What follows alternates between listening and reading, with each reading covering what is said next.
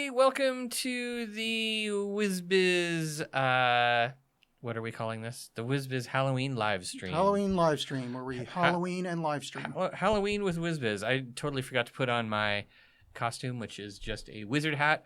But, and look, I'm wearing a really nice, I'm wearing an ascot, but you can't see it because the microphone's in the way. I'm wearing a shirt with Alf from the TV show Alf as Baphomet. Yeah, it's pretty cool. And it says Baphomet. I figured it was Halloween appropriate.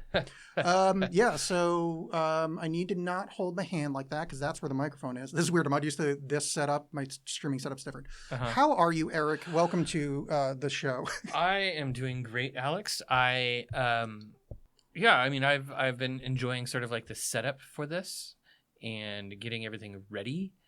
Oh yeah, and let's see. It rained a lot today. I discovered that rainproof is more like an empty promise. Oh, wait, sorry. You can keep talking. It's more like an empty promise than something that's always true. And so when I showed up here, I was pretty soaked, and I still have like some wet. I'm wet. You know, that's how I'm doing. But I'm happy. I'm loving the weather. I'm loving everything. I'm excited about some of the stuff we're going to do tonight. We have Tiromancy, which is divination by cheese. Good question. Yeah. Wait. Because Erik and I were talking about, it turns out there's two ways to do divination by wax, two ways to spell it. Tiro or Tyro? What's T-Y? Yeah, so it'd be Ty, right?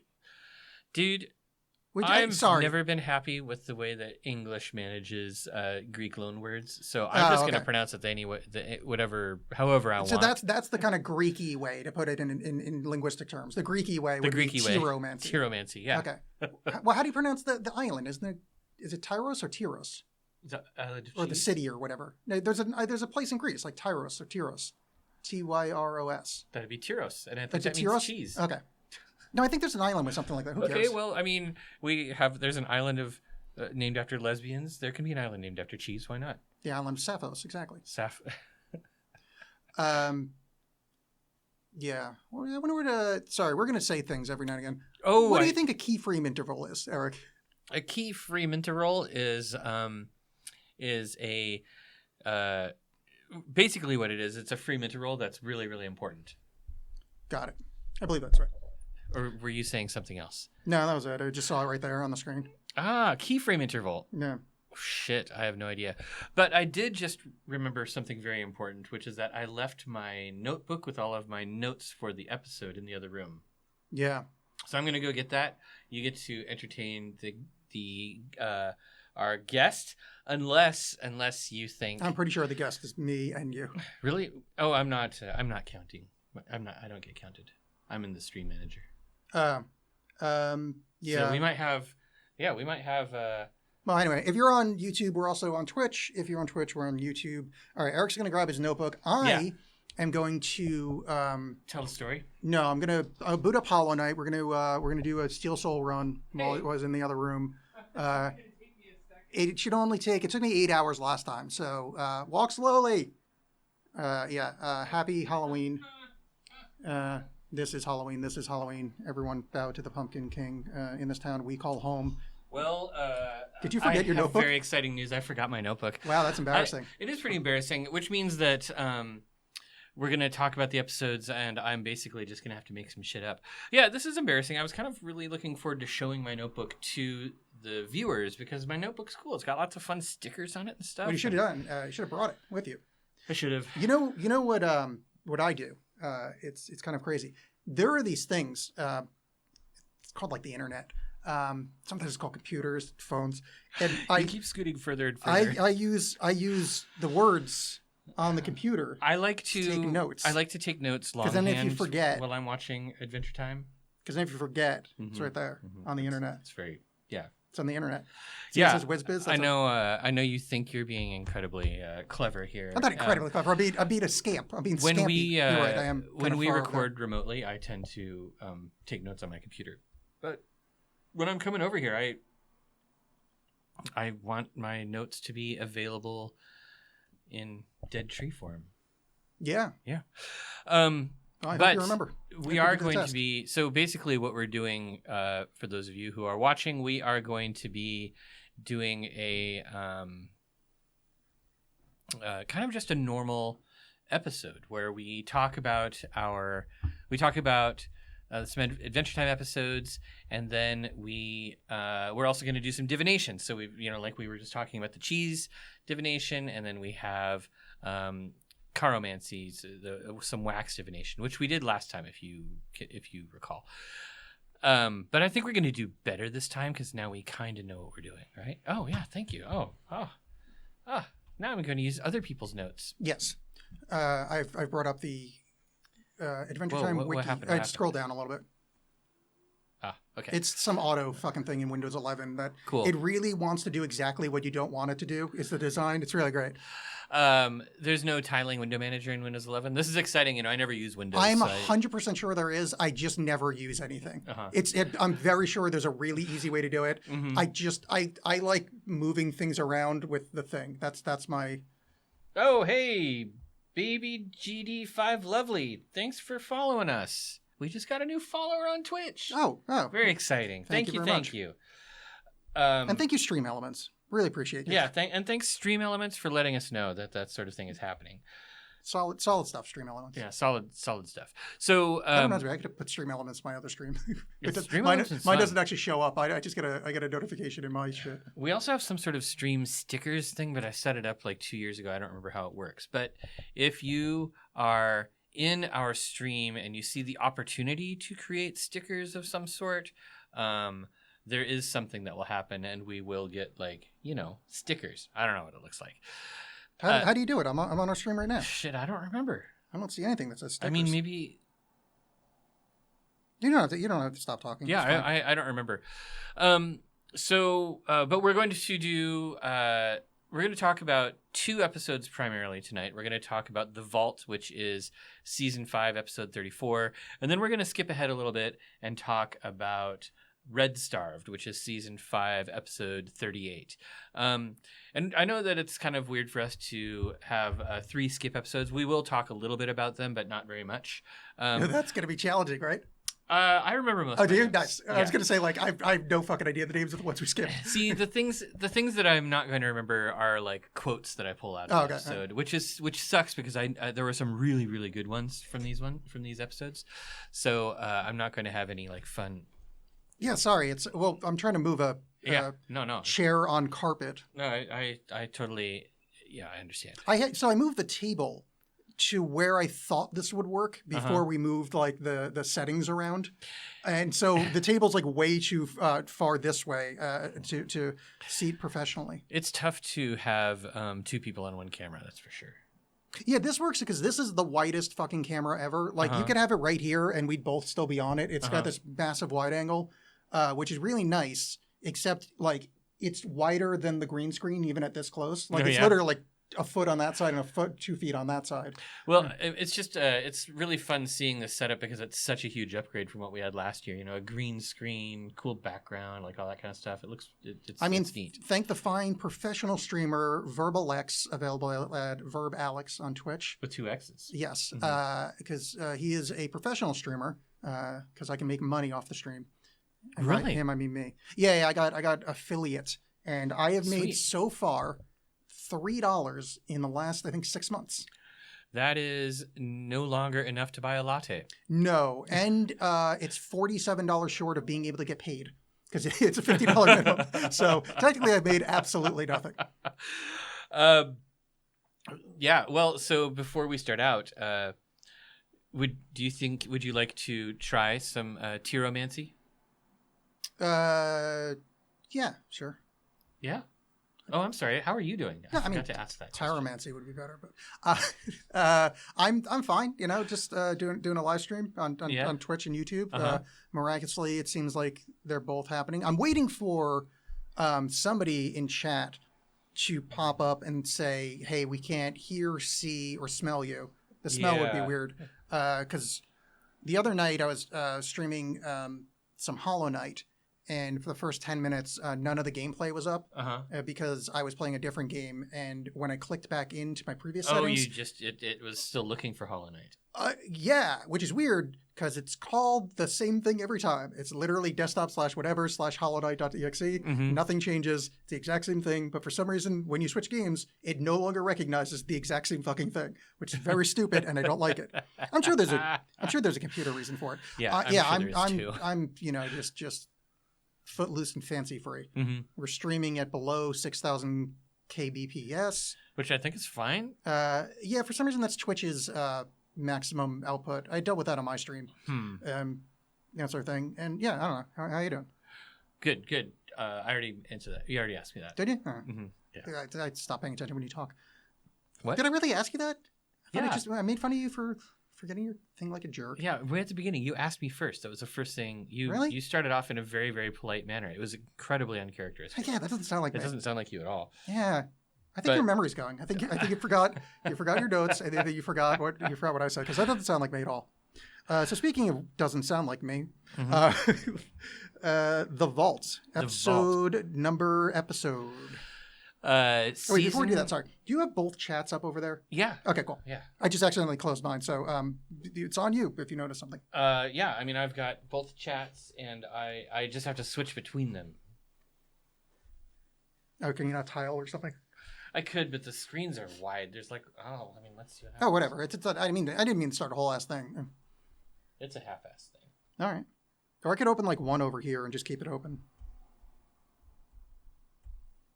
Bloop. There. I got them both. Okay, but top chat, I want live chat. Hey, our chat is live. We're doing it. Okay, we're good. We're there. We're doing it. Okay. So The Vault. This is an excellent episode. Yes, enjoyed. It's really one of those it's one of those episodes that's like such high quality that I had been waiting for us to watch it because I just enjoy it so much. There's a lot of stuff in here that is, it gets into the wider cosmology of Adventure Time, right? Like it turns out that there are multiple that there's transmigration of the soul. There's metempsychosis in Adventure Time. Yeah. Or just, reincarnation. That's what I said. Yeah, I know. But, just say it the way the normal people would. I said it in a Greek way. Is that cool? Yeah, I mean, if you want a cultural appropriation. But it wasn't cultural appropriation. Metempsychosis is what Plato talked about. Yeah, I hate to break it to you, but Hindus got there first. Probably, Eric also forgot to turn his phone on silent. That's true. I just need to have forgotten one more thing, and then it'll be a hat trick of forgetfulness. Yeah. Nobody wants that. No, I'm just wondering why it says our streaming is fair. Oh, because it's bumping up above 6,000 according to them. Who cares? Whatever. It seems. I'm sure it's fine. Yeah. And it doesn't need to be super high quality. Like, we're just. No, 6,000 is too high of quality is the problem. That's so weird. Twitch has a limit. I got into trouble on my stream with that they kept yelling at me and then made some kind of, I don't know, demotion or something on it. You got put into Twitch jail? Yeah, it was I don't know. It was some auto setting. Doesn't matter. Yeah, so The Vault has to do with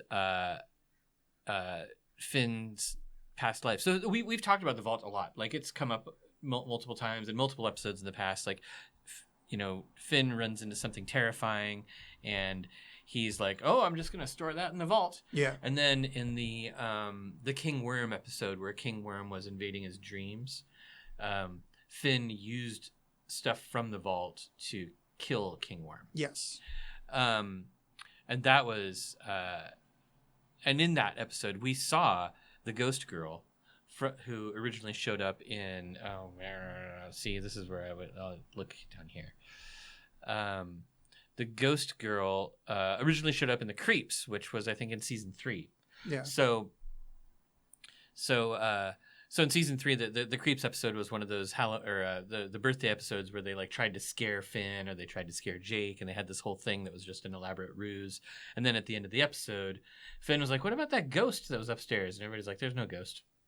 Oh, that's right. Yeah. That was a fun episode. Yeah, it was a great episode. So wait, on the vault note, just to kind of, this is our first context though that the vaults are real. Because previously, we joked around that it's just a coping mechanism for like a severely emotionally distressed boy being the last one in the world and, living with monsters every day. But this is the first time it's like, oh no, like the vault's real because he has memories from a past life. Yeah. Which is additive to our thoughts. It definitely turns the vault into something more impressive and stranger. But yeah, and then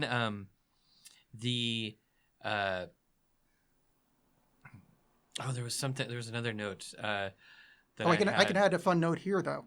The voice of the person doing the so BMO has a program on him that has like a past life regression thing. Regression simulator. Regression simulator. And the voice actor for the regression simulator is he's the voice actor for Hermes in Futurama. Oh, cool. Yeah. Yeah, I don't remember his name, but I know exactly who you're talking about. His last name is Lamar. Oh, Phil Lamar. I was just Phil thinking Lamar. That. Yeah. So that was kind of cool to see. But so what were you going to say? So the vault is something more real, huh?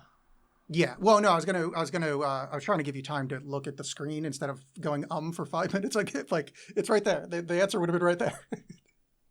So what I was going to say is what I was going to say is it's going to be 5 seasons and a murder. It's fun. I'm waiting to die. I got a past life regression years ago. I was wondering if you had done something like that. I thought that would be okay. So hold on one second. Oh yeah. Hold Perfect. on. I gotta do that too. Oh, did you already finish yours? Nice. So I did a past life regression, and I don't know. Let's just say 8 years ago. It doesn't fucking matter. If anybody wants to listen, it's on the old Alexx cast feed. I go over the results. But yeah, I went and got a whole, got myself hypnotized and went back into the furthest. I'll do it far away from the mic. Oh no, they're watching. You should now. This is part of the stream. Perfect. So what was it like? What was the past life regression like? How did that go? Well, I remembered working in a lab late one night. It was called the Graveyard Smash. That was the first lyrics to the Monster Bash. No. So yeah, I remembered 2 past lives. Well, I remembered one past life, and I have a wispy remembrance of a second one. Wispy. So the one that I remembered is being what I think to be some kind of like apothecary-esque abortionist in what feels like maybe later Rome-y kind of, I don't know, I couldn't figure it out. Definitely when there was shit made out of stone and I was kind of in a basement, I felt like I was kind of friary. So when would that be, like 1500s maybe? Yeah, maybe. Okay. Like medieval times, sort of? Like were you were in a monastery maybe?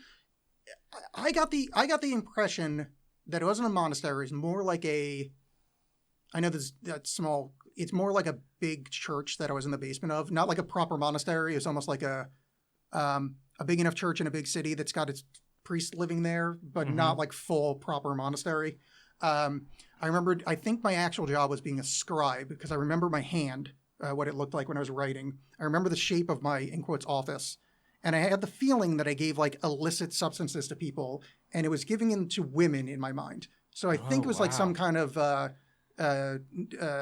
plan B for you were kind of like, you were maybe, you might have been something like a cunning man or a hedge wizard. Yeah, possibly. But like Christian. No, those were Christian. Oh, really? Yeah. Oh, I thought Cunning Man was like an Aboriginal thing. No. Cunning Mans and hedge people, hedge men and hedge women and stuff. They were like medieval and later, sort of like poor people doctors. Yeah, I think. But they did lots of magic. I think like Aboriginal people have like a cunning fellow or something like that. Probably, yeah, they probably. But yeah, maybe that's it. I couldn't remember it exactly. I just remember I had to write shit. I think it was kind of, ecclesiastic in some variety, and that I was kind of in a basement giving away like illicit stuff. I remember the shape of the basement by hand. I remember a corridor I had to walk down. I remember the shape of the room really well. And you could see out of the kind of almost like jail door style bars in the window, like almost a basement sized window, but like jail door, that you could see like the knees of people walking on the street up there. Oh, okay. And that's about all I remember. And then I remembered another past life that I was in outside of Rome, kind of late Republic era. And I remember being on a hill, and that's it. It's like the most vague, like, I think there may have been another person with me. And that's it. And I was like, I thought maybe I'd remember more if I did another session, but I had done 2 already, and they were expensive. And even I, with my terrible money abilities, right? Yeah, you can't keep doing this. You can't keep spending. I think it was like fucking like $100 a session or something. But I was making money at the Alexx at the time, so I was like, all right, I guess like a month of my wages will go to this. Yeah. Did you learn enough about the technique that you think you could do it yourself?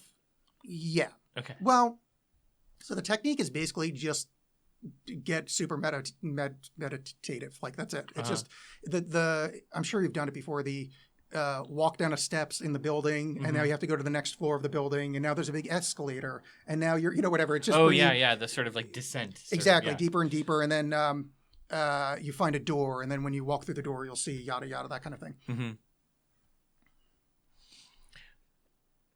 I didn't switch it. I would just. Oh no, I was just wondering what you're doing. Yeah. So how do you feel about, like, did you feel that there was like a certain level of authenticity to the regression experience? Like, did it feel, like, how real did it feel? The second one that was super vague, I would probably bet more money that I was making it up. Not like making it up on purpose, but like that was just an accumulation of random thoughts I've had over the years. Okay. The apothecary guy, and apothecary is the wrong term, it's just hard to describe. I would say reeks of something legitimate. Because I remembered I'd had dreams beforehand of my old hand writing in a book. Interesting. But I had no other knowledge of it. I'd have to re-listen to that episode because like I went through it like shortly after I did the regression. But when I did the regression, like filled in pieces, but in a way that wasn't like, oh, that's the rest of the dream I had. It was like, oh, that's the rest of the memory I was missing, kind of thing. Yeah. So I think I don't even know if I believe in past lives, but like I think there's something there. Like, whatever, you're connecting to the teloric currents or the Akashic field, and you just kind of like, you turned your receptor to, ignominious bloop in Prague in 1565, whatever. But like, and you're like, oh, that was my past life. It's like, no, dude, you literally had your radio to the wrong station, Yeah. So I just wanted an excuse to give the past life memory because I figured this episode's going to go long, and now it's gone long. Well, it's not officially gone long. Okay, before we get back into discussing the vaults, I do want to try this beer, and the beer that I got, I showed the can a little bit ago. Graveyard Smash by Grains of Wrath, and it's a pumpkin ale. Grains of Wrath is good. They make some good stuff. I'll read the description. Spiced autumn ale brewed with pumpkin, cinnamon, ginger, nutmeg, and clove. Flavors and aromatics of fresh ground spices and fluffy pumpkin pie. A smashing pint for a spooky season. I'm not always a really huge fan of pumpkin ales. And especially nowadays, they tend to be a little heavy on the sweetness for me, a little too sweet. But I thought I should get this because it's our Halloween live stream, and our screen, it has all this orange stuff on it. So I thought I should get an orange beer. It is not orange. It doesn't look orange. No.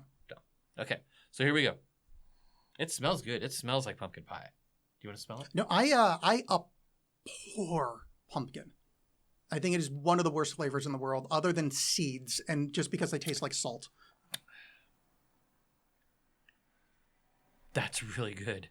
It's got body, so it's got a thickness to it. The spices are heavier on the nose than they are in the beer itself, and it's not overly sweet. Like there's a little bit of sweetness, but mostly it's got. I mean that's well balanced. I mean, 5 out of 5 pumpkins. So you're saying full Monster Mash 5 working in the lab late one nights. Mm-hmm. Exactly. Okay. Exactly. The Graveyard Smash. If anybody wants to find an amusing thing, look up Bobby Pickett Jr. doing the Monster Fuck. It's comedian Nick Weiger who did a bawdy version of the Monster Mash where it's the Monster Orgy. Monster. And it's to the tune of Monster Mash, and they just go into like a really hardcore orgy. And at one point, like Frankenstein's watching somebody rail his wife, so he starts crying. Like it gets really it's very stupid and very funny. It reminds me of sort of the final scene in Young Frankenstein. I'm gonna admit if I've seen Young Frankenstein, it was over 30 years ago. I don't really know that movie. I know that putting on the Ritz part, which I find irritating. Yeah. It just as a clip. It may be great in context. And it just never gave me the need to like, oh, I should go watch that movie. Well, at the end, I don't remember exactly what happened, all the context of it, because it's been quite a while since I've seen it too. But the Dr. Frankenstein and the monster have to... so they have to do something in order to save the monster's life or the doctor's life, and it involves like them exchanging mental energies or something like that. And so the monster gets smart, and at the end of the movie, I think it's oh god, I just lost her name. Madeline. Oh, who's the woman that's in that movie? It's Madeline Kahn. Yeah, that sounds right. Is that right? There's definitely a person called Madeline Kahn, and from that era, so let's just go with it. Okay, Madeline Kahn. Well, just say Madeline Kahn's totally in that movie. You guys should watch it. But she's like, well, I mean, if the monster got all those smarts from you, what did you get from him? And it sort of fades out, and it's like a bedroom scene, and you hear her go like, ooh, hoo, hoo, hoo, yeah. So you can see what Dr. Frankenstein got from the monster is bonin prowess. The Monster Smash. Yeah. Yeah. I mean, good on him. Yeah. Yeah. Madeline Kahn, handsome woman. It's funny. I don't know how much of the outside noise is getting in. I hope the crow is, because that's very Halloween. But somebody just squealed out their brakes for like half a block. I don't know how much happens, because there's been suspicious behavior, quite loud, going on outside the window on Saturday nights when I stream the video gaming. Yeah. And I usually have like 1 or 2 people in chat, and none of them have said they heard what I comment on. Because one was worrying, because they're lighting off like industrial fireworks around here. But the ones that make a very gunshot sounding pop. Yeah. And one night there was a very loud argument, tires squealing out from like a few blocks away, and then that pop, and I went, oh good, there's gunfire happening while I'm playing a little bug man trying to defeat the last boss. Your Twitch stream is evidence now. Yeah. All right, so back to the vaults. I would like to say my parasocial friend Paul Scheer is in this episode, and I love him greatly, and it was nice to see him. Who did he play? He was the leader of the Bath Boy gang. Oh, yes. That's right. I knew that name from somewhere, and I wrote it down in my notes, I promise. And it was one of those names where I was going to list it. The voice actor for Shoko was not somebody that I recognized. And no, just from random other stuff, not a famous person. Yeah. But there's some cool stuff in Finn's past life regression experience. Oh, yeah, wait. I have the list in front of me. So I have the list on the screen right here, too. Oh, good. That's probably better, because I made really quick notes. So he just mentions offhand that he's a comet. And I don't think we've encountered the Catalyst comet yet, have we? Has that been a thing so far? Oh, shit. I'll click on it and see. I think that may be the first time. Evergreen, which is sixth season. Mm-hmm. Okay, yeah. So we haven't had the revelation of the Catalyst comets yet, but there's a number of different colors of Catalyst comet who all do various important things, or have like important roles in presaging things in OO. And it turns out that Finn is a reincarnation of the blue Catalyst comet. Yeah, which makes sense given his clothing choices. Oh yeah. Though interesting, his past life he was like a green thing. So. Oh yeah, he was a lump. No, the lump was more like purple. I meant Shoko. Oh yeah, Shoko was green. Yeah. Which is also weird since, do you think that's related to Finn being colorblind, as we learn in the other? Oh, that's an interesting point. So before we get back to the list, what do you think Shoko is? Or was there still a remnant population of humans at that time? Is she a human, or is she like some kind of animal person offshoot of humanity? So it's funny when I watched this episode and when Princess Bubblegum showed up, her outfit made me think of like barbarian stuff, like Celtic Gaulish stuff, with her the wraps on her hair and her weird little like homespun tunic thing, and then she had those that X-legged stool that made me think of like Roman stools, but the wiki is all like, oh, it's Japanese stuff. I think that. So that is Japanese stuff.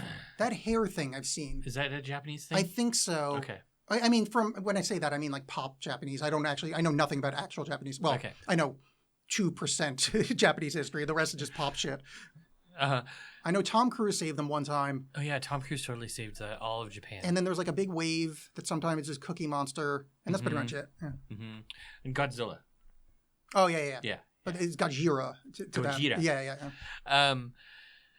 Well, anyhow, I think Shoko is a mutant human. I think that there were leftover humans that lasted for a while before eventually, because the Candy Kingdom is still brand new then. Like we see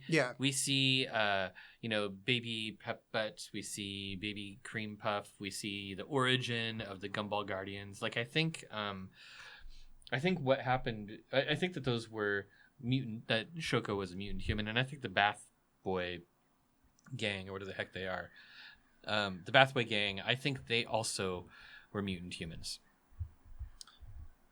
Yeah, they're odd enough that I could see them being like some other thing, but mutant humans fine. Okay, anyway, back to the list of reincarnation topics. Well, another one of them, so we already talked about the purple lump, but then also there's like a butterfly, and that could be a reference to the astral beast that Finn can summon. That's what the wiki suggests. Yeah.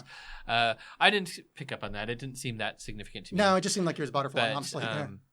But it was interesting because those were some really, really long ago past lives. And then the Shoko past life, when he has that vision, he slips into the story of Shoko. And Shoko... So, okay, I think that one of the things we really got to talk about here is the fact that, like, so many different versions of Finn lose their right arm.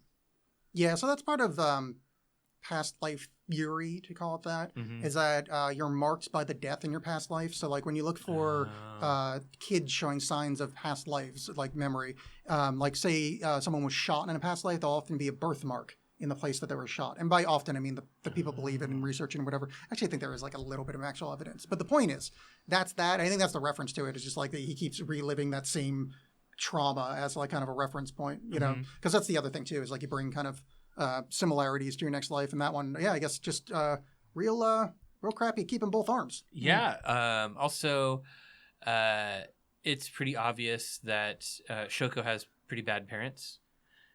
Yeah, parents not so great. Yeah. And as we learn later on, Finn's parents are kind of douchey too. Well, Finn's dad, his mom's cool. Yeah, his mom's kind of cool, but okay, his mom's okay, but his dad's a douche. Yeah, his dad's a douche, and his dad's actually the reason he loses his arm, which is why Shoko lost her arm.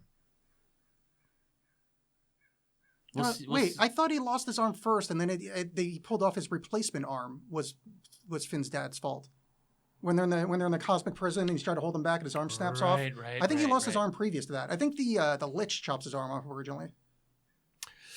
Or one of the other big bads. I don't even remember when that happens. Me neither. Guess we'll have to wait and see.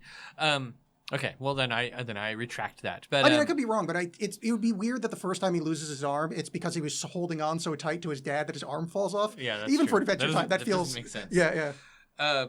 Yeah. So the Shoko story is really kind of nice. Shoko has a little bit of a Shoko, I think, does kind of learn that is on the verge of redeeming herself, kind of.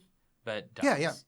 Tweener character. Yeah. Yeah, and dies because of the underground radioactive river that goes through Ooh, which is referenced with that James episode where James falls into the radioactive stuff and turns into like Monster James, and she keeps recloning him. Yeah, I don't think we've seen James yet. Has that episode happened yet? I don't think it's happened yet. Yeah, I have no idea. I know we haven't discussed it, but I feel like nothing happens in that episode, so we wouldn't have discussed it anyway. I would have watched it though. Oh, okay. So I think that's season 6. Yeah, I feel like it might be later. But either way, so then this is the establishment of the radioactive shit under the Candy Kingdom. Or maybe James is coming up in this season. In any case, I kind of, I mean, just the fact that like the past life regression thing leads Finn down to the lowest level of the treehouse, where Shoko's body is, and the amulet is there, and he's able to return the amulet to PB. Yeah. You think that amulet is anything, or just like it's a cool thing she had? I mean, I think it's some kind of MacGuffin. Yeah. But it's really, really hard to say. You know, is it anything? Oh, wait. While you're thinking about that, I just would also like to point out that if anybody at home, of all of our listener, wants to put together a spreadsheet of every time PB does something German and whether or not we like the episode, because she wakes up with a German accent when Finn calls her. She speaks German. It's does she? All the words are English enough. She says something like, "Hello, Princess Bubblegum here." Oh yeah, you're right. He is here. Okay, yeah. Yeah, because I wonder, because it seems like every time she speaks German, maybe it's just I like her speaking German, therefore I like the episode, but it's weird. The amount of episodes we enjoy are ones that she has a German thing happening. Mm-hmm. And I like, I'm not sure about the amulet. I don't remember it ever popping up again. No, and I like that Paul Scheer calls it an omelet. That made me happy. Yeah. I know he's not Paul Scheer, but like I'm just gonna say he's Paul Scheer. Why not? All right, Paul. Go Paul. Yeah. So I guess overall, I really, really liked this episode, and I'm glad that it was one that we had to watch. Yeah. Yeah. The only other thing of note in here is when Finn gets back from his past life regression, gets PB over to the house, digs up Shoko, gives her the amulet. He goes, "You're not 19. You're like a zillion years old." Yeah. This is the first time Finn really has the revelation of, the person I've been lusting after for quite some time is literally almost a god. It's like hundreds. Yeah. Yeah, and we had that revelation in Simon and Marcy. Yes. Yeah. Good episode. Enjoyed it. Erik, here's something that I think I'm not going to make fun of you for forgetting, because we both forgot. We were supposed to open with Cheese-omancy, and then never did it because I think you realized you forgot your. I forgot my notebook, and then we never did. Yeah. We never so, did the but since I think we're done watching this episode, I think we can try some Cheese-omancy. Let's do some Cheese-omancy. So we do have some people in the chat. Steph Quick is there.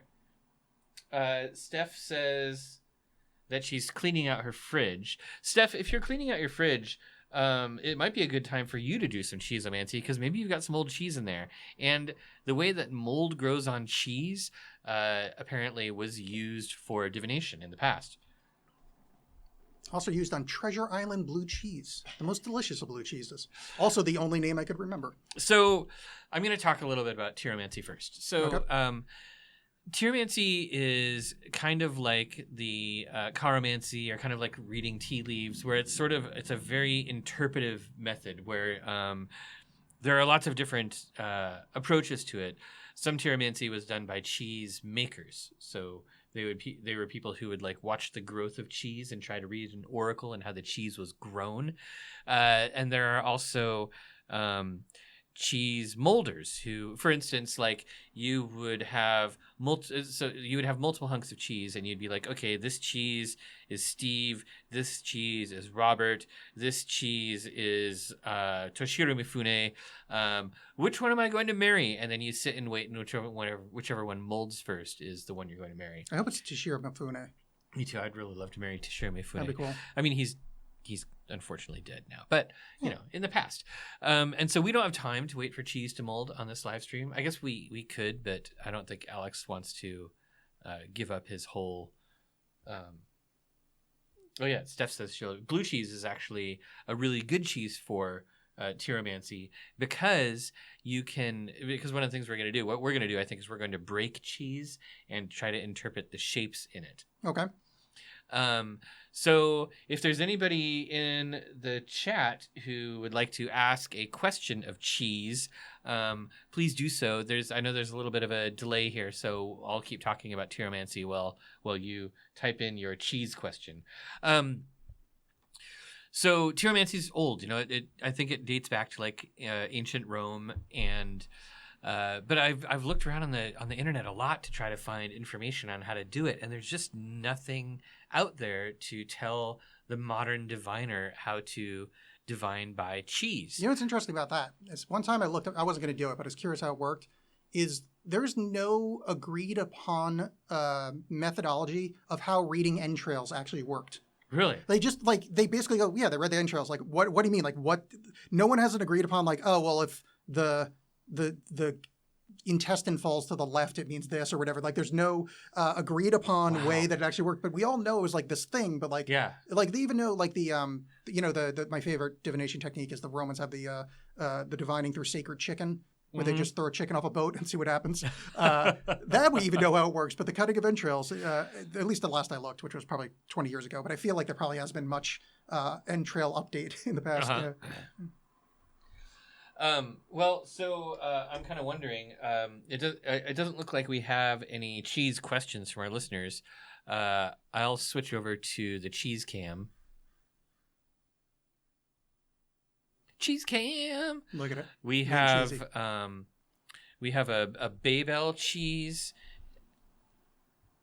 and a Tillamook cheese stick. Sorry. Have you had this before? No, you called it Babel and it threw me. Baby Bell. Yeah, no, I literally know the name of that for like English. I watch a lot of BBC stuff, and I'm like, oh, is it not called that in the States? I don't think I've ever had one in the United States. I was like, oh shit. So I think both of these will probably be good for it. I think Baby Bell might be better, where we maybe like break the cheese in half and try to interpret whatever the cheese break looks like. So. So what do you think? Which one should we start with? I feel like the Baby Bell is going to be better. Like in that, like whatever that mozzarella stick thing that was popular in the 90s. Mm-hmm. Remember you used to eat the mozzarella and you're supposed to like peel it. And I still do that.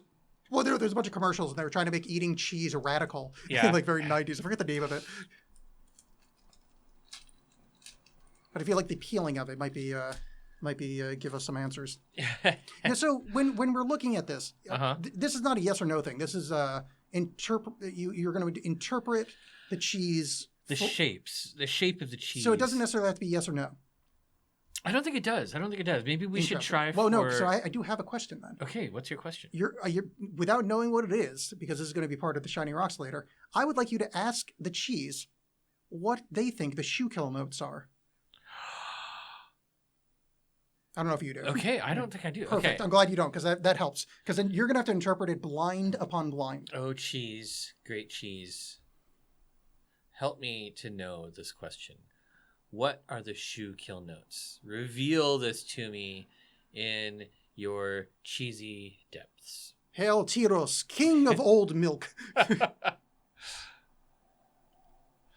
right, I'm gonna open it up. And I'm just going to break the cheese in half. Indeed. Man, that camera could not be worse. It cannot see itself. It is. Well, that camera is ass. All right, so let's see. The cheese broke nicely. There are some striations and some divots. Let's see. I'm gonna take kind of a closer look down here. Maybe we should switch back to camera 1 then, huh? Yeah, they now they know what cheese looks like. Yeah, thanks for looking at our cheese. You could probably hold up the cheese at camera 1. Camera 1's much better. It's still not going to pick out. You can see that there's texture, right? So we got some cheesy texture. Not a ton. Yeah, just getting blasted by the lights. Yeah. What was this stuff called again? The shoe kill notes. Shoe kill notes. I mean, honestly, it looks so much like a. Oh nope, there's a face. There's a face. Okay. I see a face. Okay, this face, it almost looks like it's wearing sort of a mask or a visor, maybe like some sort of safety mask or welding mask. And it looks like it's on maybe a man with a beard. It's hard to say what it's supposed to be protecting him from, but around him, I would say it almost looks like he might be in like a derelict building. Like, I'm not sure how this is going to help me predict what the shoe kill notes are, but I'm going to predict. How about this? The shoe kill notes were written by somebody who does manual labor that requires a lot of protection. So maybe they're wearing like, safety goggles or protective gear. Okay. And maybe somebody who doesn't care a whole lot about grooming. Oh, it's male. There's definitely a male involved. Okay. Okay. That's I think what I get from this half of the cheese. I'm going to eat it. All right. For those with misophonia, I'm not going to let him do that because I want you to listen to this episode. I will vamp while this is happening. Oh, you don't have to get that far away with the mic, but I just felt a loud smacking, chewing going into the mic, and I'm not a misophonia guy. It actually doesn't make sense to me, but I know people are like they swear their lives is the worst thing in the universe.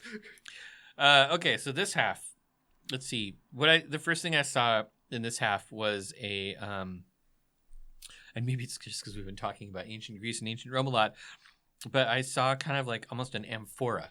Okay. And those would have been used for storing, olive oil or wine or, garum or anything of that nature. So I guess my second prediction is that the shoe kill notes might have to do with the storage of liquid. Okay. So that's my tyromancy attempt. All right. Would you like to have this half? I would not, but thank you for offering. Okay, I'll eat it. Yeah, please do. I'm not going to stop you. Well, I'll turn around. Oh, yeah. Oh, so good. Yeah, I don't think that helped the misophonia, folks. Misophonia are really upset right now. Well, and lines by Jar Jar Binks are jealous. I mean, oh, misophonia. Misophonia. It's so stupid. I'm sorry, I to say, say though, things. Tyromancy is kind of my favorite form of divination right now. Like, you get to eat the cheese. I'm a big buxom mancy. Buxom mancy. Yeah, it's just when you look at buxom dames. And like the pitch and angle of nipple is how you tell the future. I can see the future. Oh no, it's areolamancy is by it's areolamancy. Yeah. No, I see by the silver dollar there's money in your future. So all right, well I mean, should we? I would like to talk about some of the skip episodes just real quick, and then I want to do a shiny rock. I will agree with this. Okay, so we had 3 skip episodes this time. This is correct, and that's kind of a lot. So Love Games is not an awesome episode, but it's still pretty fun. In it, Finn and Slime Princess have to get married so that Slime Princess's Slime Kingdom isn't taken over by her evil sister Blargatha. Good name. Forgot about that. Turns out that Blargatha's boyfriend was fake, et cetera, et cetera. Oh, yeah, that's right. This episode, one of the things I really loved about it is that John Hodgman played, what was the name of this character? The Elder Plops was played by Judge John Hodgman, and that was really delightful. There was a lot of just ridiculous stuff in this episode. One of the things that's, I think, kind of important about it is it does sort of show that Finn is still trying to get over his Flame Princess thing. So, and I kind of enjoy that they're doing that, sort of showing like the amount of time it's taking Finn to get over it, and the fact that he doesn't really hide the fact that it's hard for him. So it's nice. We talked about this a lot last season, how and actually every season, is how we're trying to move towards Adventure Time that like the one that we talk about, which is a cohesive story carried along for the rest of it. Yeah. And like this is like such good evidence that like we're not fully there yet, but the fact that like this show is now you're almost expected to have seen the previous episodes. Yeah. Where like every other season there's a little bit here and there, but now it's almost like there's a canon being formed that you need to know. Oh, not for need sure. to know, but well, and also in Love Games, it's mentioned. Slime Princess makes reference to the fact that she had like a crush on Finn, and I think that was like season 1. So there's definitely like a lot of continuity in this episode. Yeah. But overall, it's kind of it's not one of my favorites. There's a lot of really uncomfortable stuff where Finn is sort of being coerced into nearly sexual acts, kissing and spooning and stuff. Yeah. That's kind of awkward. Oh, But boy, is there an episode coming up? I can't wait for you to react to. I know. So that was that episode. Dungeon Train is one of my favorites. It's also kind of an episode where nothing happens. That was the one that I said you should definitely look at the skip or maybe list because I know this was one of your favorites. Yeah, and it was definitely like one of those ones that I wanted to watch it. It isn't really a plot mover. The one important thing that happens in this episode is that Finn does start to have like some real psychological healing. By the end of the episode, he sort of portrays that his like willpower is strong enough for him to resist the pull of the dungeon train. The dungeon train is like an infinite loop train, and you just can go through the cars over and over and over like you're fighting monsters the whole time and getting more loot and more loot. And when he first shows up and Finn is real happy and smashing his way into monsters, and Jake's like, oh, this is really good for him. And then you can see that there's the temptation to stay on the dungeon train forever. Yeah, and he stays on to like an old man, right? Isn't that? Well, there's they recover a magic item that shows the future. Oh, that's it. And it shows old Finn, who's voiced by Jonathan Frakes.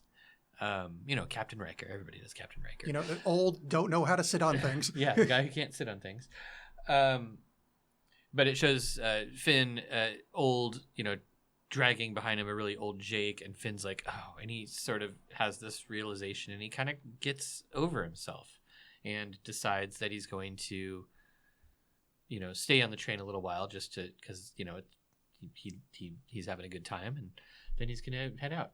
Yeah, this is one of the most accurate RPG things that this show has ever done. Because anybody that's played an RPG, especially one that involves grinding, that at some point you go, I had just spent like 3 fucking hours grinding Gil so I could buy a new suit of armor, so I could fight a guy, so I could get to the next level, so I can fight a different, harder guy. And you're like, what the fuck am I doing with my life? It's like the fun of the game's already gone. Now you're just kind of putting in the hours to keep getting better. You're like, I need to fucking stop, man. And usually you're doing it because you're trying to avoid something psychologically. So, yeah. Can I ask you a question about grinding in video games? You play way more video games than I do. Yes. But so games like Stardew Valley, where you are like farming and doing all this stuff, that's still a type of grinding, but it seems almost like grinding has gotten more sophisticated in video games, or more. Yeah, they've almost made games that grinding is the point. Like any of those kind of farming simulators and things like that.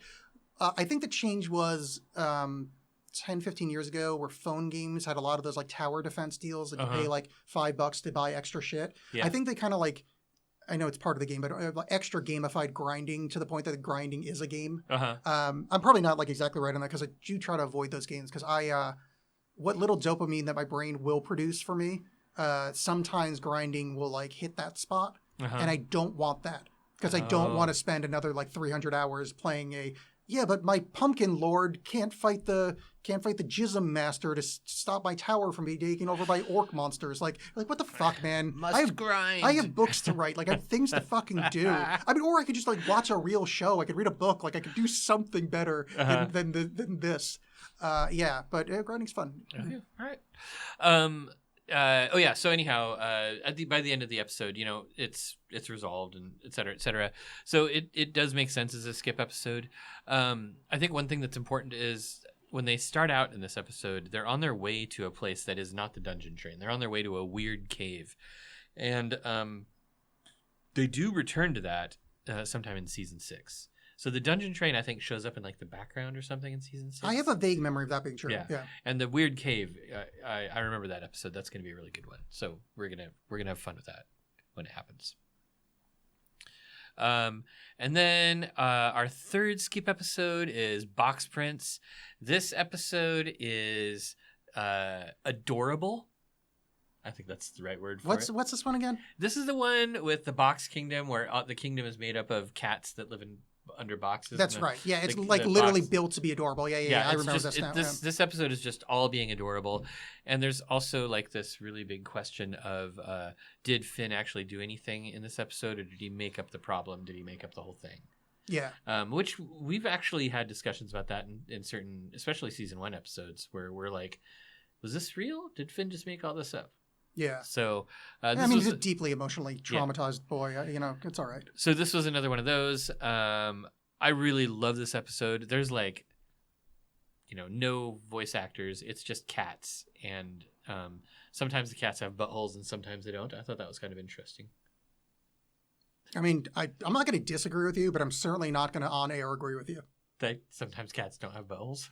No, that you find cat buttholes interesting. No. I didn't say that. We all heard you. We all heard you. I did not say that I found cat buttholes interesting. I said that Keep in mind, I'm editing this, and I assure you, you just said that. Well, you can edit it for our feed, but we have possibly 2 people watching us right now, and they heard me live.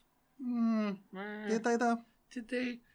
Steph, help me out here. Help me out, Steph. I don't think anybody's here.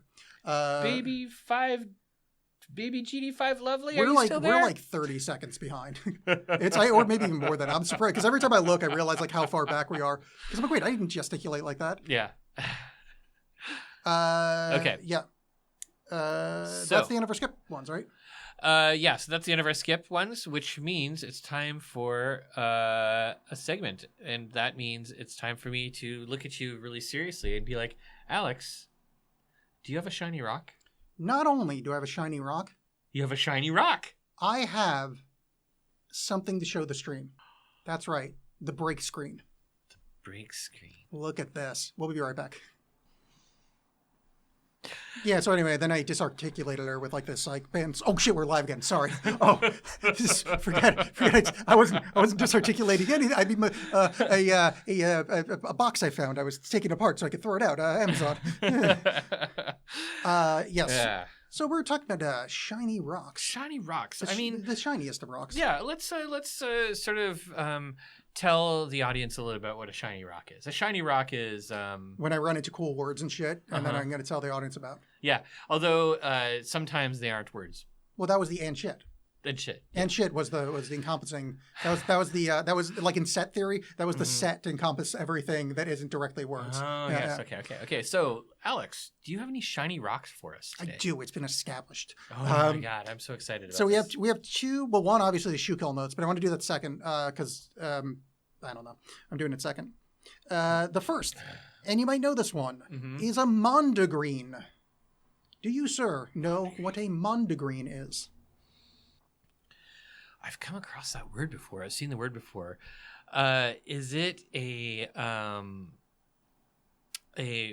public area that is shaped like a globe? No. Okay. I mean, that was a good try. All right. What's a mondegreen? A mondegreen is a misunderstood or misinterpreted word or phrase. This was coined by writer Sylvia Wright in 1954 when she recalling a childhood memory of her mother reading the Scottish ballad The Bonnie Earl o' Moray and mishearing the words laid him on the green as Lady Mondegreen. So it's like excuse me while I kiss this guy. Exactly. It's a mondegreen. Or like all of those I mean, I'm trying to think of some good examples, but there's all those phrases, those idioms that people mishear and misinterpret, and like hors d'oeuvres. I think people have a thing there, or I don't remember any of them. I find them. I come across them on like social media, and I always think that they're delightful and hilarious. Yes. But so those are mondegreens. I should have come up with more, but I didn't think to. So I apologize. Honestly, I kind of thought one of us would come up with one, and it didn't happen. I should have done it though. Well, I had excuse me while I kissed this guy. Yeah, That's a Mondegreen. it is. Okay.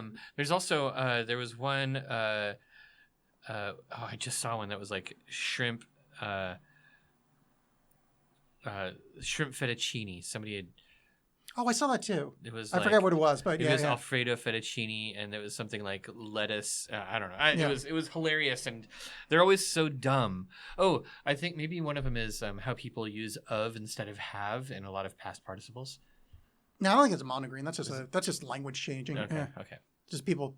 I don't want miss your the and of. I don't want that to change. I'm fine with it. Okay. I mean, it's contraction already. They're mishearing apostrophe VE as space OF. Yeah. They sound very similar. Like, I get it. Like, from spoken English.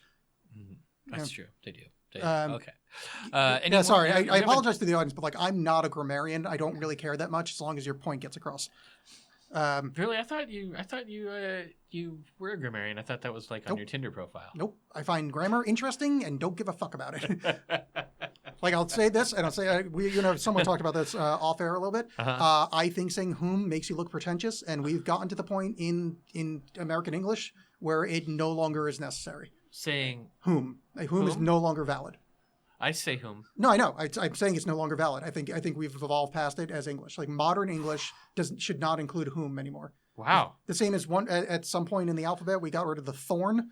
I think whom is no longer a part of modern English. Do you think then that am I speaking an archaic version of English? I think for your age it's appropriate.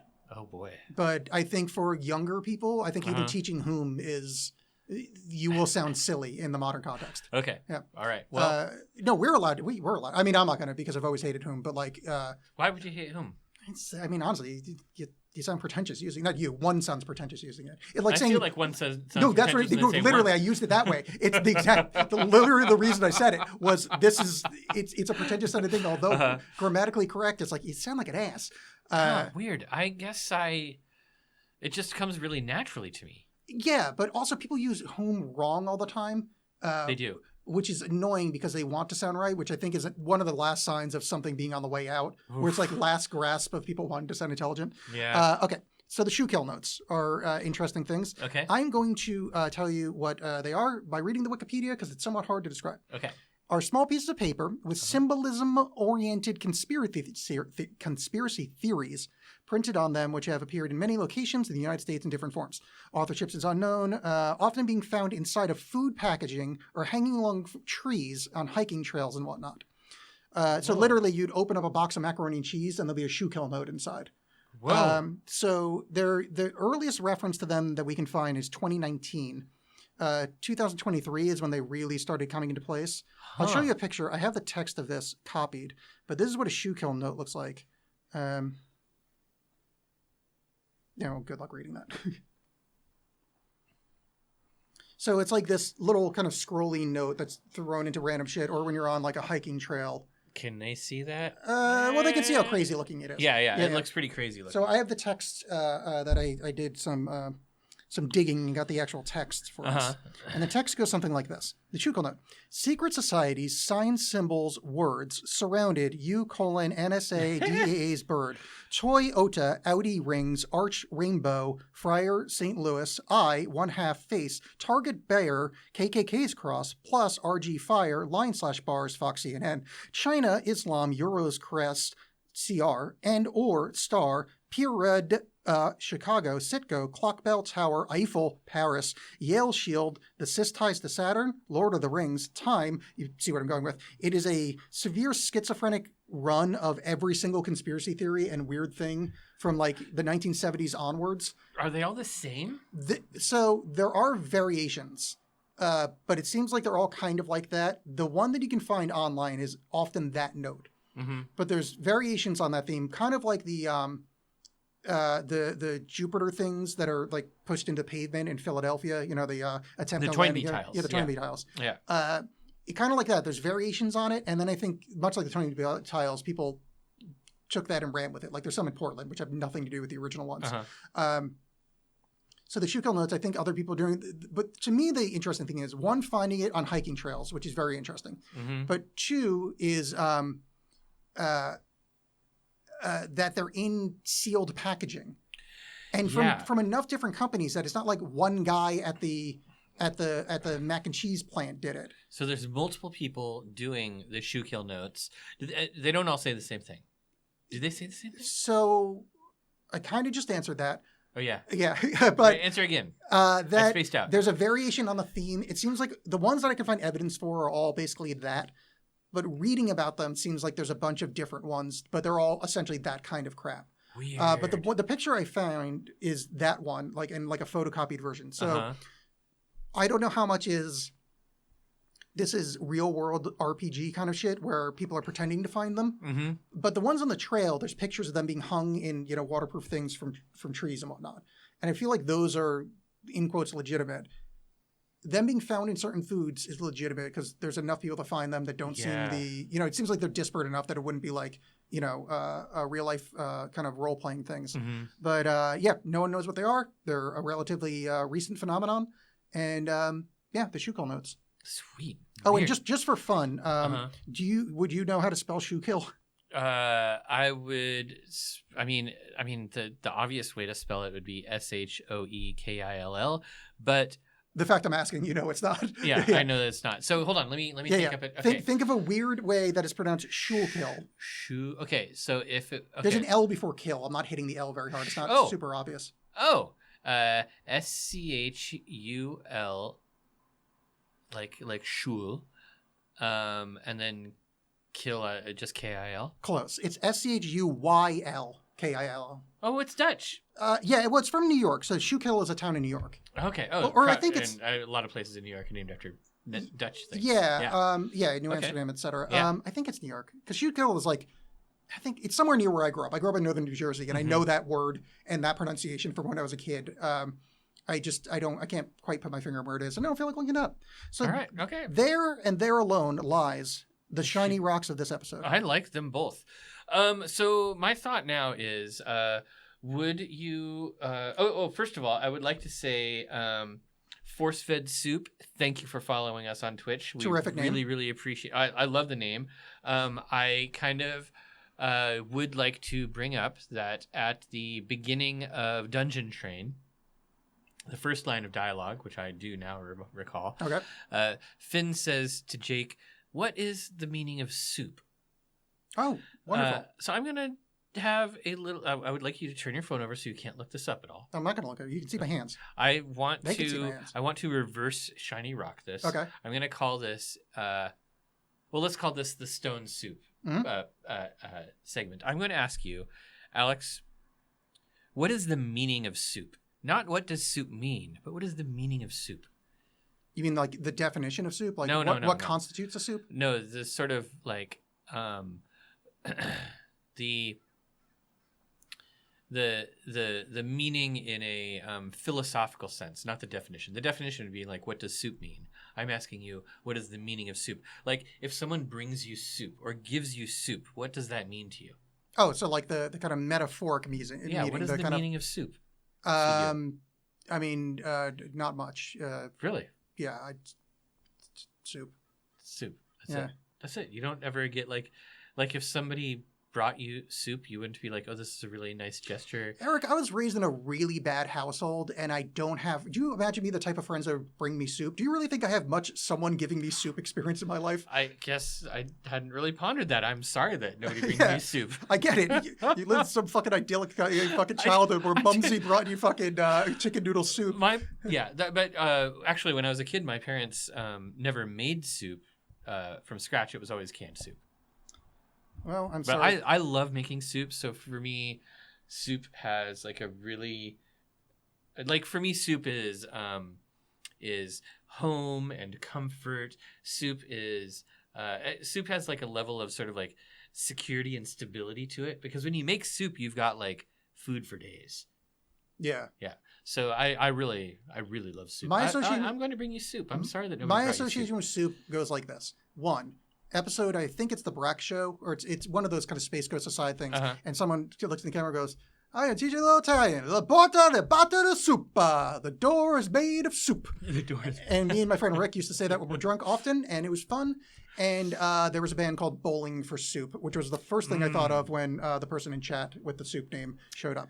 Well, Force-Fed Soup, thank you for joining. As you can see, you have inspired us, and I hope you got your name legitimately by a bowling contest. I really, or some sort of weird draconian soup measure.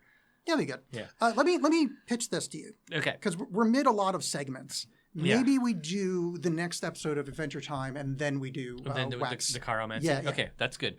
But I will tell our viewers, we are going to do Caromancy after discussing the next episode of Adventure Time. That's putting wax and divining from it. Yeah, and it's fun. I don't remember if you saw it last year, but I think we're going to do a better job this time. We have a larger bowl, so we can do kind of to get some really cool. Shapes out of it.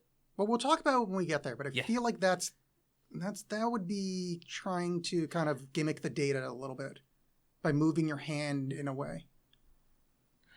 What if we? I think the only way to do it is you just dump it all out and the shape it makes. We tried that last time. No, we tried it with a tea candle that was burning your hands when you picked it up. Now we got a whole. Well, we did it twice, and when I moved a little bit, it made a better shape. I'm just saying, like. Yeah.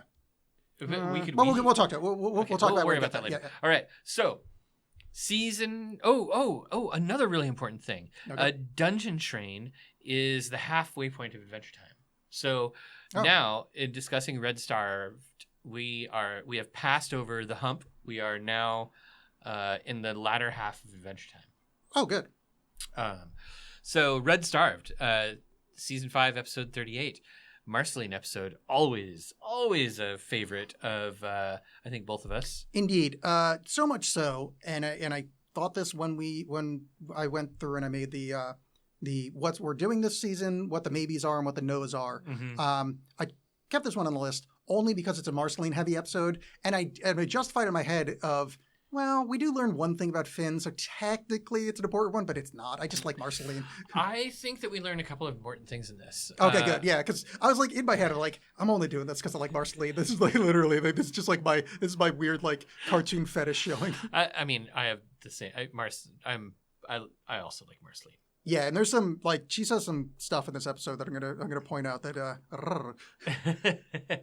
So in this episode, through a little bit of misadventure, Marceline, Finn, and Jake, who are running an errand for Princess Bubblegum, are trapped underground in a city made of sand. Yes, they're looking for the Perpetual Spoon, I believe is the name. The Spoon of Prosperity. Oh, close enough. I mean, not really. It wasn't even close. But I had the word. I had the P. You got the P. Yeah. Don't tell me I don't have the P. Yeah, Alex has the P. Now, we do have a bit of a Chekhov's I ate the things in your backpack to open the episode. Where Jake is very sick because he ate something in Finn's backpack, which was not in fact food, and we find out what that is later, and we're going to leave that there as a big surprise for the listening audience. Oh yeah, because I'm sure that the listening audience has not seen this episode.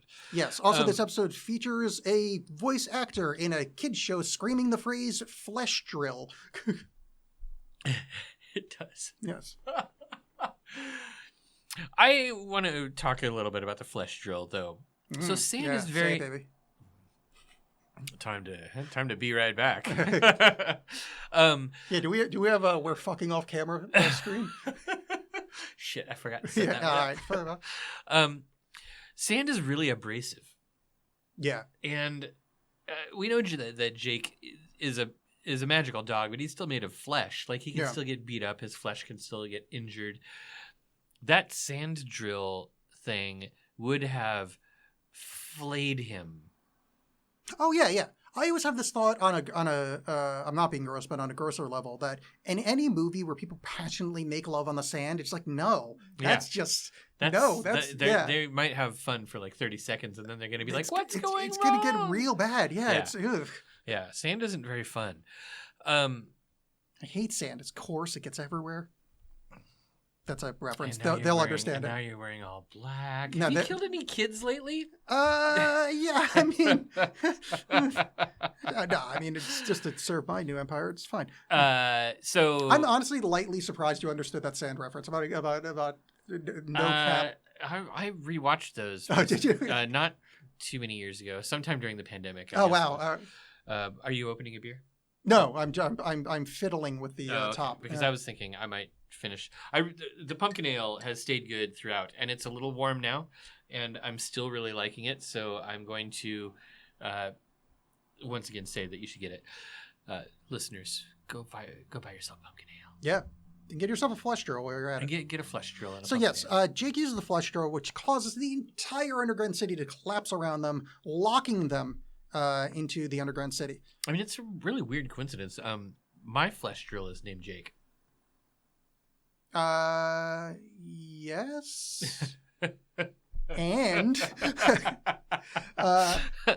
there's an immediate discussion between Jake and Marceline about they're about to start starving because Jake is hungry and Marceline, of course, needs to feed on red. Yeah, the color red. And there is a moment that we realize that Marceline had brought snacks along.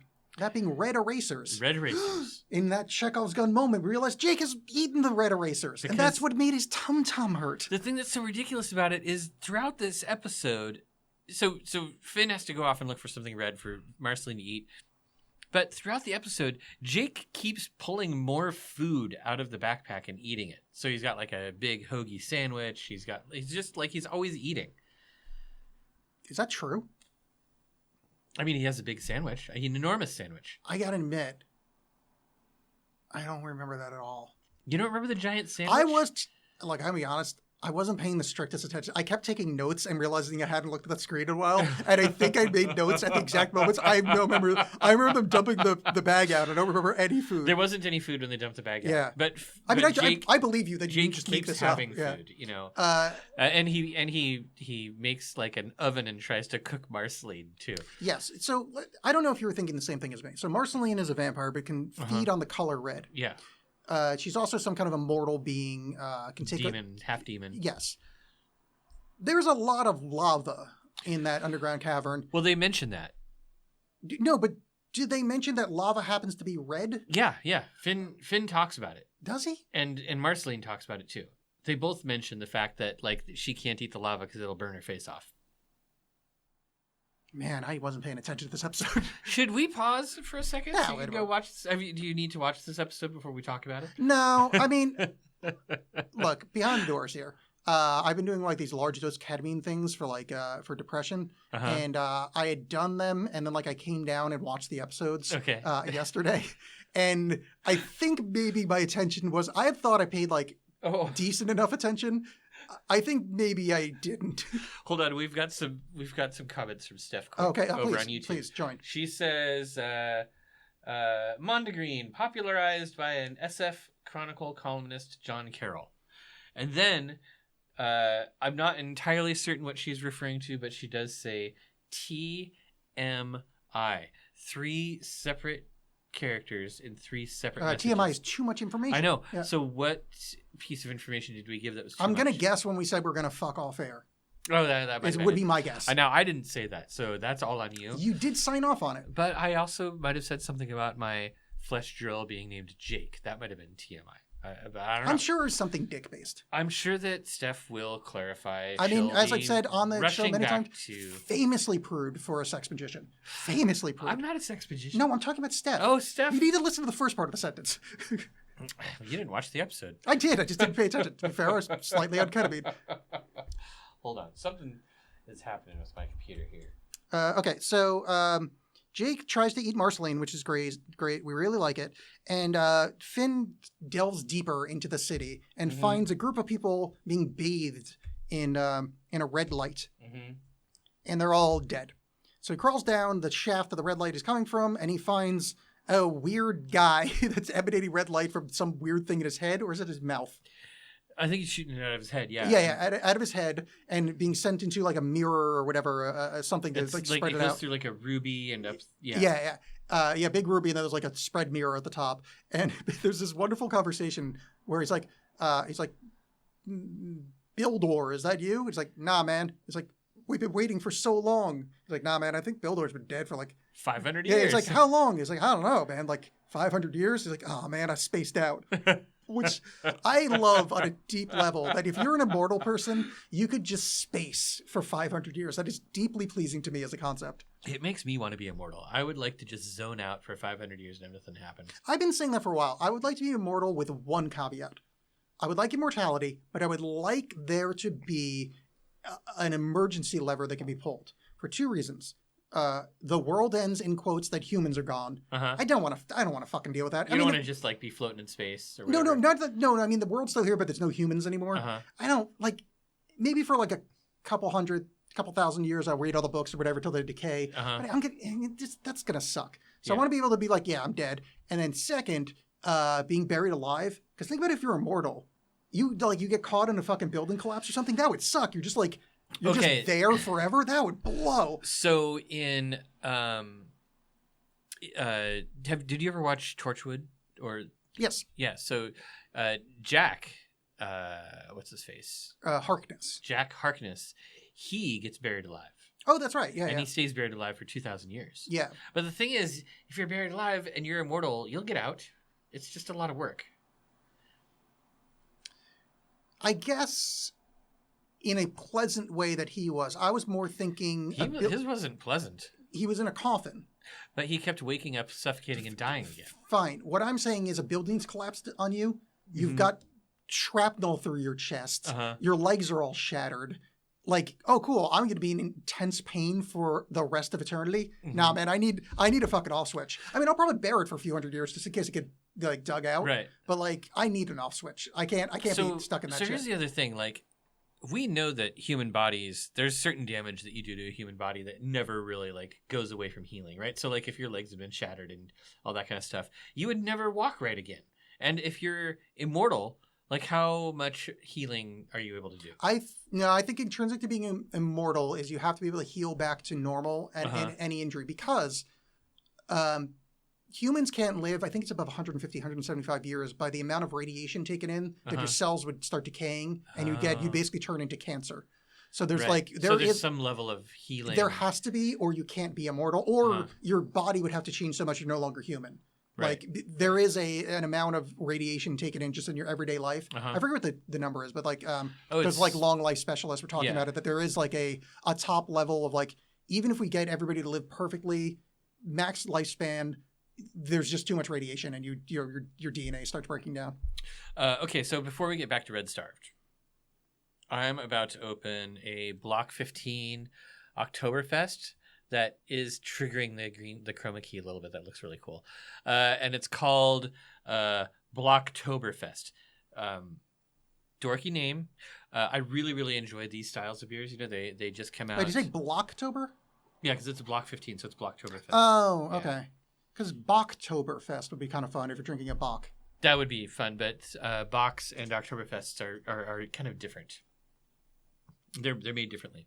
I mean, they're made really similarly, but yeah. Oh no, whatever. I'm just saying it's just a fun name. Yeah. So let's see. It's an Oktoberfest, and it has a thing on here that says lagered by the sun, 5.5%. Yeah, Oktoberfest is over, but there's still a lot of Oktoberfests on the shelves out there. If you've never explored the world of lagers, you're missing out. Oktoberfests, Märzens are the perfect beer for exploring lagers. So definitely check that out. And also at 5.5%, you can basically be Mormon. What? That's almost as bad as these fucking White Claws. These things are like 5%. They're like essentially water. 5.5 is kind of a normal beer amount. Beer percent. No, not really. I mean, I guess IPAs are strong. Yeah, right? I was always an IPA guy. So like anywhere below like 7 feels weird. 6.5, I guess, is appropriate.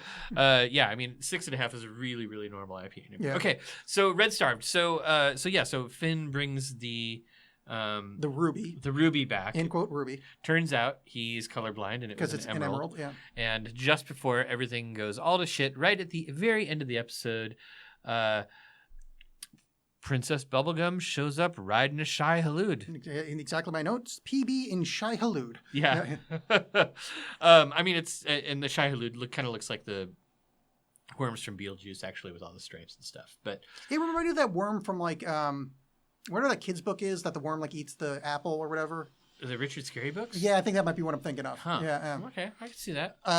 Yeah, and they let everybody into it, and Marceline immediately jumps on PB and sucks out some of her red.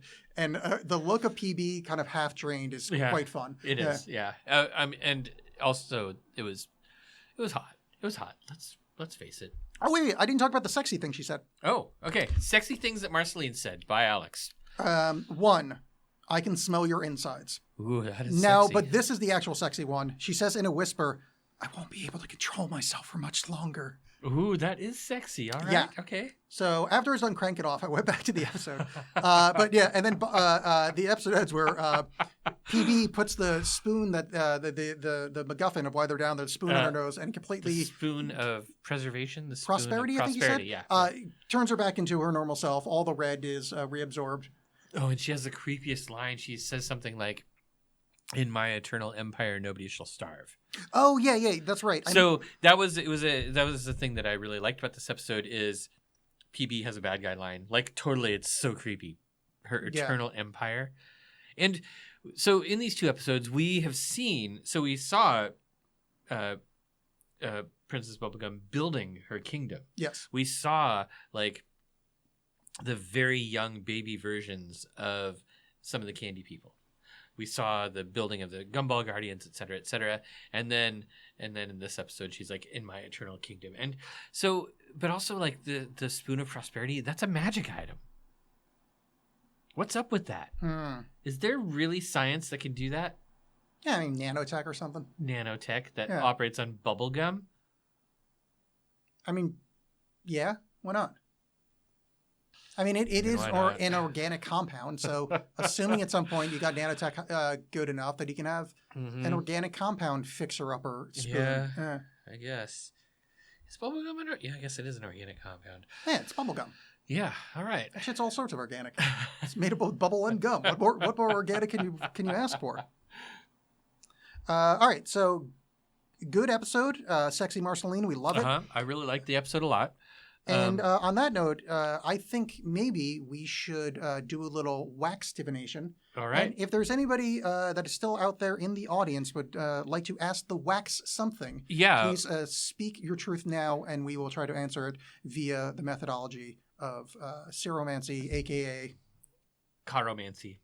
Yeah. So let's talk about waxomancy a little bit. So this form of divination is also very like interpretive, right? Like basically like tea leaves, you get a random shape and you try to read the interpretation in the shape. So we don't really. So there's not like like a Susie Chang book about 78 ways to look at your lump of wax. Instead, we're going to be responsible for looking at the wax and finding something in it. Would you like to ask a question again, or would you like me to ask a question and you look at the wax, or should we come up with a co-question? I was hoping that we could vamp for a second and hope somebody in the chat says something. Well, I mean, that's what we're doing. We are vamping. Your vamping was asking, I think. Oh, yeah. Okay, fine. I think, no, this is what we should do. How far over does that go? Does that go to right here? Okay. I say we put the bowl right here. Okay. And then we both come up with our interpretation. We're going to look. We're not going to say it out loud. We're going to go like 1, 2, 3, look at the interpretation. Can I move this? Probably not. Okay. That is very precariously put there. That's why I said you should bring your stand. Okay. Oh, yeah.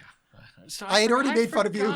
I don't know. I had a lot of things going on today. I thought of it before when you thought I was being mean to you, and like, little do you know, I'm actually holding back one because the literal one thing I asked you to break.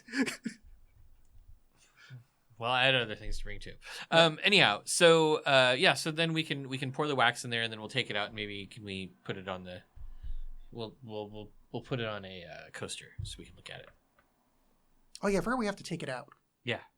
We can just put it on this thing. That's fine. Yeah. Well, I think we should put it. We should. Yeah. We want everybody else to see too. No, that's what I'm saying. We'll move this and put it down on here. All right. It doesn't look like here. That way we can. Yeah. Okay. So let's think of something to ask the wax. Yeah. Okay. So last time I came up with So how about you come up with the question, and then we'll dual divine. Okay. All right. I'm going to come up with an Adventure Time related question.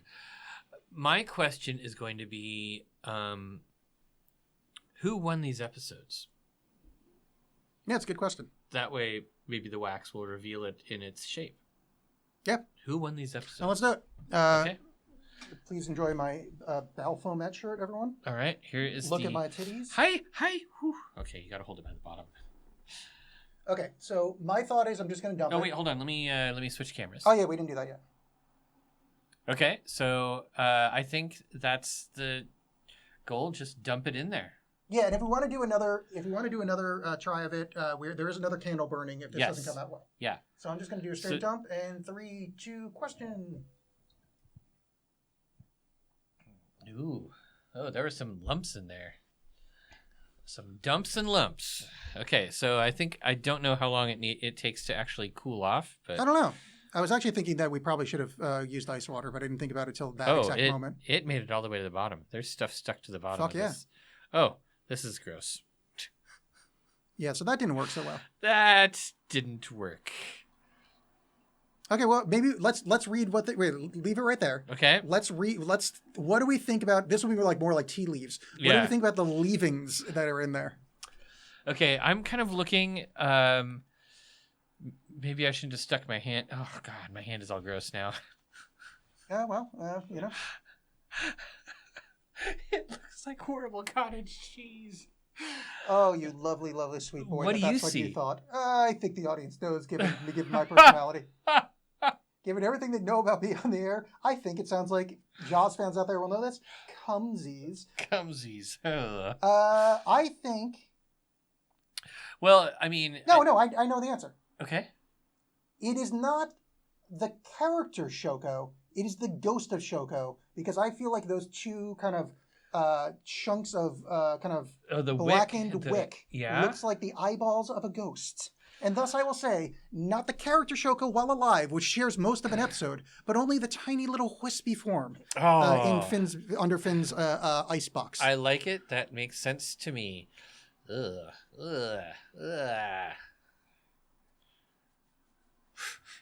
So waxy. Yeah. Okay. Switching back to... I mean, I feel like the wax has spoken. The ghost of Shoko. Was the ghost of Shoko... So the ghost of Shoko... Was the inciting incident. And at the end did show up to help reveal the amulet, but didn't say anything. And barely showed up to reveal the amulet. Uh-huh. What it did was Finn remembered and then just knocked down the board. So right. You know. So I'm going to say the ghost of Shoko. All right. Well, I like that. I'm going to go with the wax and also vote for the ghost of Shoko. In second place, I will say the third sand guy from the right, but it's a distant second. But he was way dead. I would say in second place. So was Shoko. Shai Hulud. Yeah. No. Baby Pep Butt.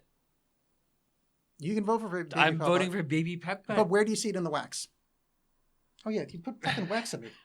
I'm covered in wax. Yeah, well, don't touch people when you're covered in wax. That's not what my mom says.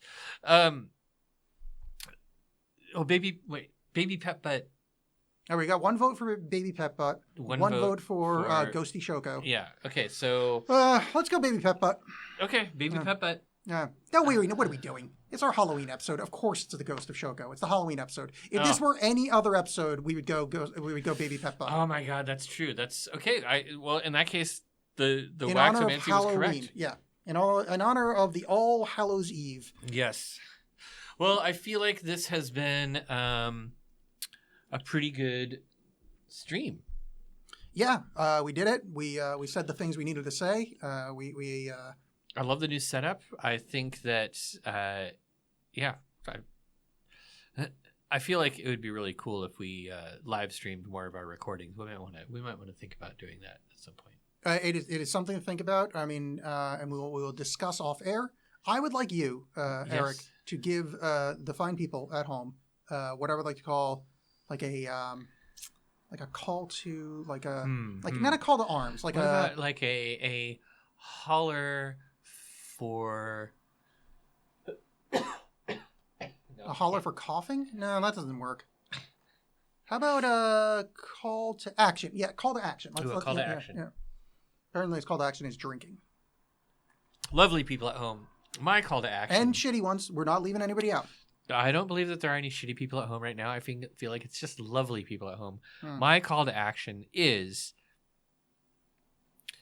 follow us on Blue Sky. That's my call to action today. I feel like we've been trying to get you over and over to tell a friend about the show, but I've been having a little bit of a fun time on Blue Sky recently, and I would love to see more of you there. So why don't you head on over to Blue Sky, make yourself an account, and look us up. We are WizBiz Podcast, and then all the other garbage that goes after that everybody has on Blue Sky. So go find us on Blue Sky and let us know what you thought of our live stream, and if you watched it afterwards. What do we call it? A stale stream? Yeah, works for me. Yeah. Decaying stream?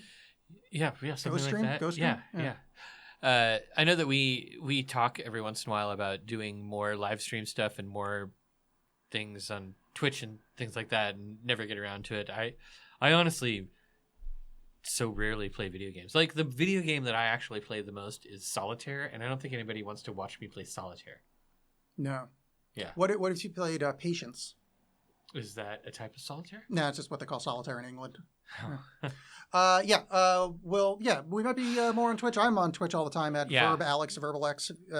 So it's VERBALEXX. I stream once or twice a week, and you should come find me. I'm also on Blue Sky, Alex Bollen, ALEXXBOLLEN. Thank you all for stopping by. Yes. Thank you for... Switch to our finishing screen. I will, because I don't think they hear me talking, right? Yeah, not on the finishing screen. Thank you for stopping by. Thank you for the chatters, and thank you for the non-chatters. And we'll see you soon. Yes, good evening.